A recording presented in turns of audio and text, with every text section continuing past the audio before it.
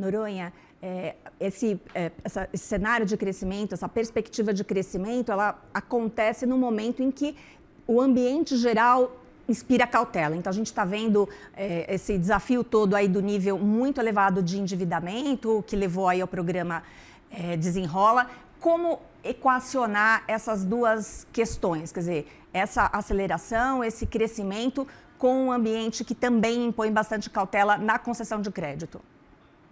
Lucinda, a gente já vem demonstrando nesses 2 anos, né, que a gente tratou de rever modelos, modelagens, usando muita tecnologia, ampliando a equipe dessa business unit de crédito, né, e escolhendo o nosso apetite a risco.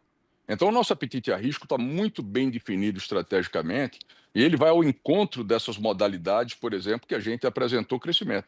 Nossa carteira para micro, pequena e média empresa, baseada nos programas FGI e FGO, né, que são essas linhas garantidas pelo governo federal, ela cresceu 80,9% ano contra ano, né? Então é um crescimento muito expressivo, né? Então a gente mostra que tem apetite aqui. O crédito consignado, que a gente vinha com crescimento da ordem de 5% ano contra ano, foi para 8,3%, é outro vetor. Nós vamos voltar a acelerar no crédito imobiliário também, que é uma modalidade que gera muito relacionamento com os clientes, que nós queremos ir ao encontro de fato dos nossos clientes, né?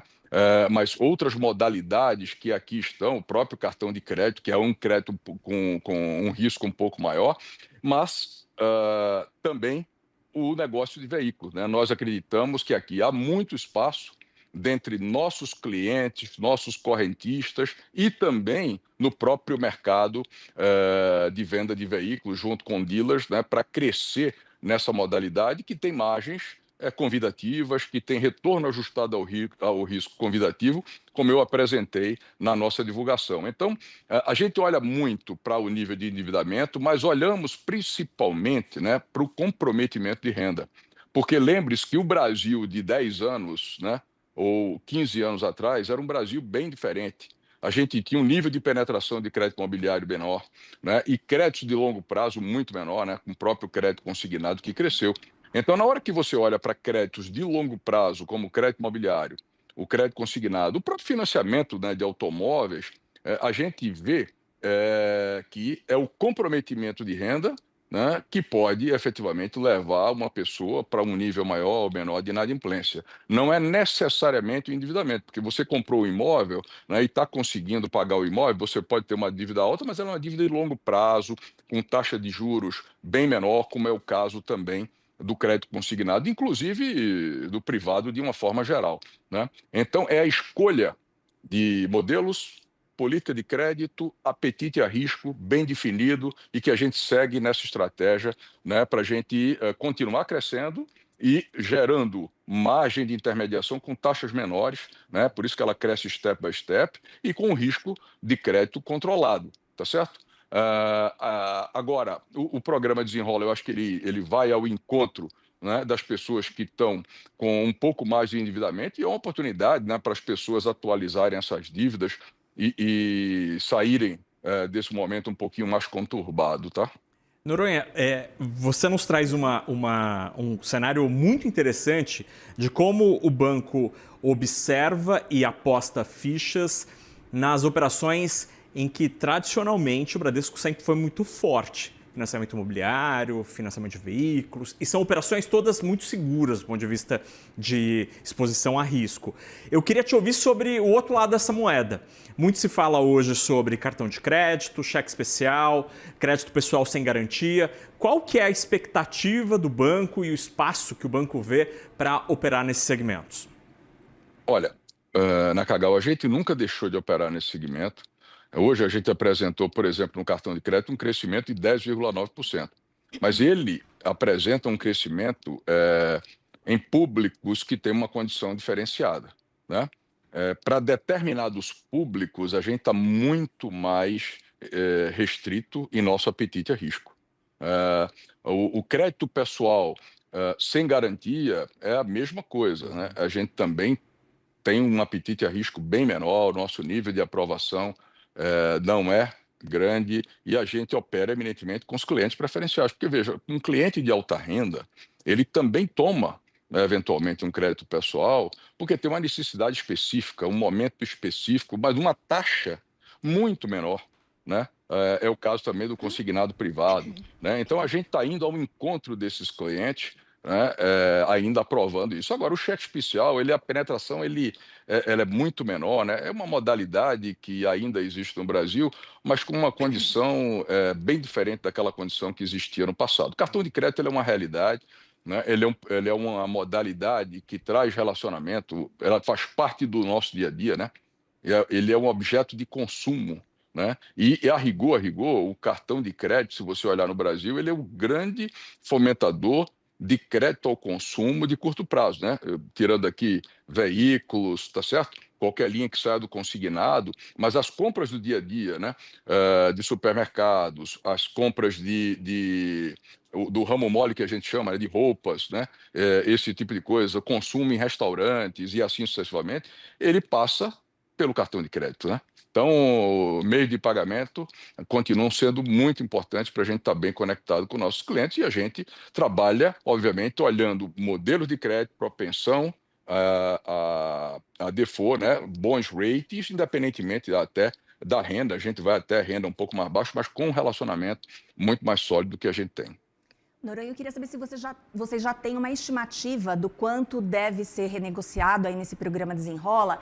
E também o seguinte, vocês haviam manifestado a intenção de fazer outros tipos de renegociação fora do programa Desenrola, com outros perfis de clientes que também estão tendo dificuldade de pagamento. Eu queria saber o que é isso exatamente que vocês pretendem oferecer, quais são os perfis, quais os objetivos com essa segunda estratégia aí de atuação. Lucinda, a gente tem uma estimativa dentro da nossa base, assim como os outros bancos, né, de quanto significa, ou seja, quanto seria todo o potencial enquadrável naquelas regras. Isso é uma coisa, né? Vamos com dívidas vencidas entre 90 dias e 2 anos, né? Então, a gente conhece bem isso. Agora, tudo demais que vai acontecer, ele é análise de sensibilidade, tá certo? Né, de adesão do público. O que a gente observou até ontem à noite foi uma adesão de cerca de 18 mil pessoas. Aqui para a gente, obviamente, os créditos que estão vencidos há mais tempo, eles poderiam ter um significado maior. Nós estamos apoiando a todos que se enquadrarem nisso aqui. E a segunda iniciativa montada por nossa equipe foi o seguinte: bom, tem um limite a 5 salários mínimos e há um valor de 15 mil reais. Mas imagina que a gente tem uma pessoa com a dívida vencida, um cliente há mais de 1 ano e que tenha uma renda maior de 7, 8 salários mínimos, e dá para a gente fazer uma negociação. Os termos são um pouco diferentes, mas efetivamente a gente tem capacidade de fazer uma boa negociação com ele, mas sem a garantia do FGO, como está dado aqui nesse programa do Desenrola 2. Acho que ele tem tudo para ter mais sucesso do que o anterior, porque ele está sendo usado pelos canais do banco, que tem uma capacidade de comunicação direta, né, com esses clientes potenciais. Acho que vai haver uma adesão, sim, no mercado, né? Há o esforço de todos os bancos, não só do Bradesco, né, para a gente atender essa demanda. É uma demanda que beneficia a população com taxa baixa e com descontos prévios para que eles possam renegociar essas suas dívidas. Agora, Noronha, em conversas com outras instituições financeiras, com pessoas relacionadas aí ao mundo do crédito, a gente tem ouvido uma estimativa de que essa nova negociação, essa nova dívida que será contraída por essas pessoas que vão recorrer ao Desenrola, ela tende a ter também uma taxa de inadimplência alta, ali entre 60% e 90%. Vocês têm uma estimativa? Com que cenário vocês estão trabalhando? Não, eu não tenho aqui esse número agora para te dar. Uma pessoa que tem um nível de estresse, né, de inadimplência mais elevado, normalmente apresenta índice naquele grupo, né? Vou falar de grupos, de clusters, né? Clusters específicos apresentam um nível de inadimplência de fato um pouco mais alto, mas isso não significa, né, que a gente não tenha a capacidade de recuperar.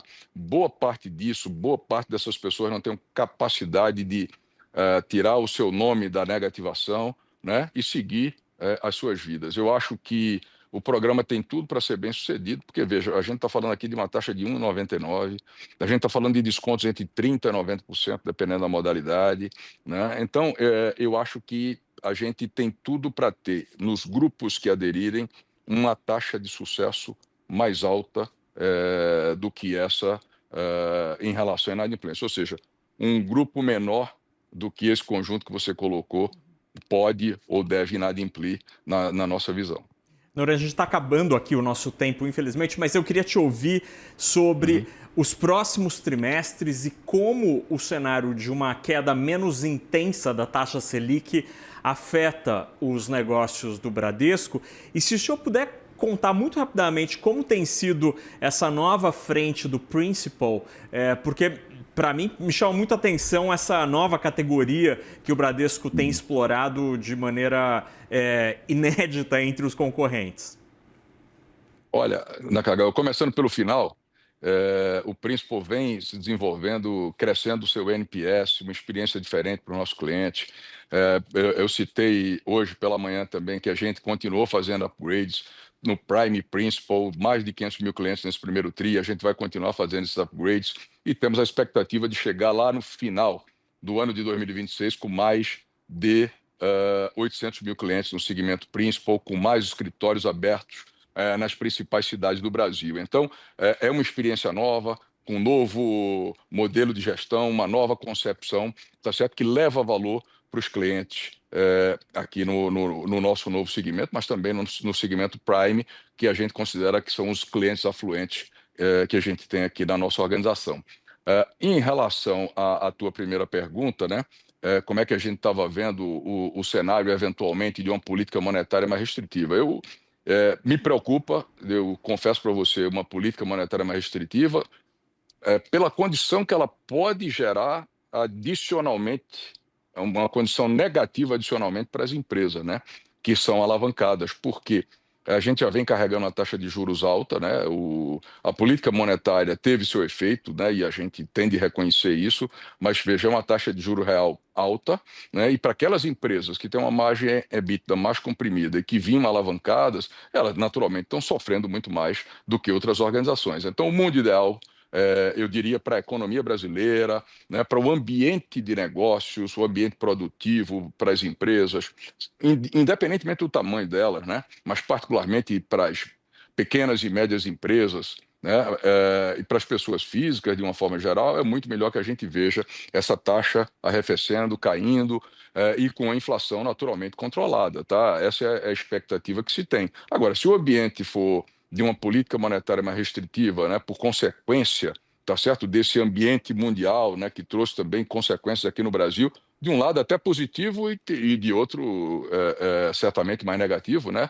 Para todo mundo, a gente vai lidar com isso como a gente vem lidando e a gente não para de crescer. Eu estou otimista com tudo que a gente está fazendo, investindo muito em tecnologia, tem um alto engajamento da equipe, você não faz nada sem time Nakagawa e Lucinda, então a gente está muito animado com tudo aquilo que a gente está entregando para todos os nossos clientes, nos diferentes segmentos de clientes, nos diferentes âmbitos, e agora, né, entregamos naturalmente um upside bem importante aí, potencial, além de uma mais-valia, né, para a Brad Saúde, para os acionistas do Bradesco, né, porque a mais-valia foi bem significativa e agora ela está com o seu capital aberto na B3, né, o Saúde 3. Então, estamos muito contentes e muito confiantes naquilo que a gente vai entregar no ano de 2026.